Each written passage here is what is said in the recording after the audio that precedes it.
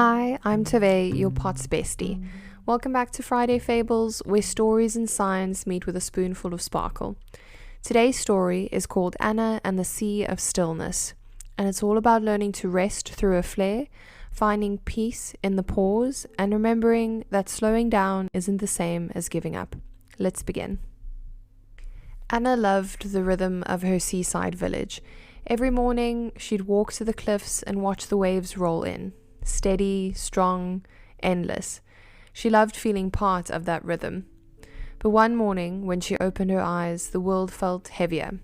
Her limbs ached, her heart fluttered too quickly, and her thoughts drifted like seaweed caught in a tide. Even sitting up felt like swimming through syrup.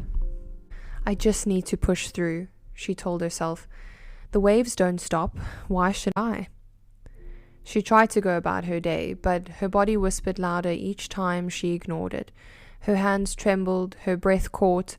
By the afternoon, the sound of the sea, once soothing, felt overwhelming. So, for the first time, Anna didn't walk to the cliffs. She lay by her window instead, watching the horizon blur into grey. "Maybe the ocean's disappointed in me," she thought. As she drifted in and out of rest, she heard a gentle knock. It was her neighbor, an older woman named Mira, carrying tea and a small lantern. "I didn't see you at the cliffs today," Mira said softly.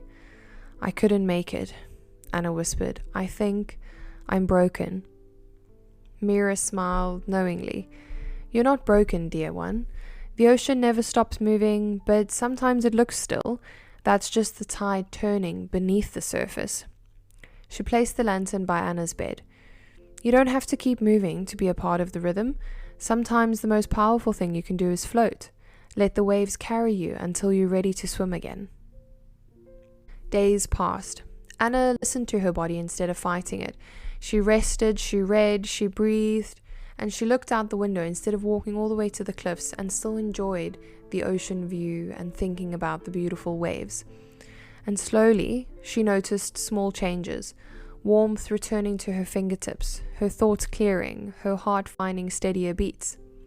When she finally returned to the cliffs, the sea looked different. Not because it had changed, but because she had. She realized she didn't have to crash against the tide to belong to it. This story is for anyone navigating a flare. Those days when your body demands stillness.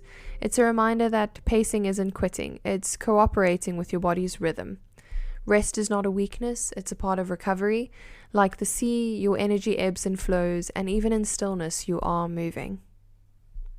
Thank you for joining me on this week's Friday Fable, Anna and the Sea of Stillness.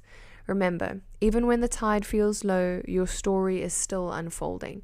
Rest is a part of your strength, and you're allowed to float for a while. We live in a weird world where we're just go, go, go the whole time, and often running at 100 to 150% capacity. And we need to remember that that's not really what we're built for, and we need to create an environment that feels more normal and more manageable. Until next time, stay gentle with yourself and stay sparkly.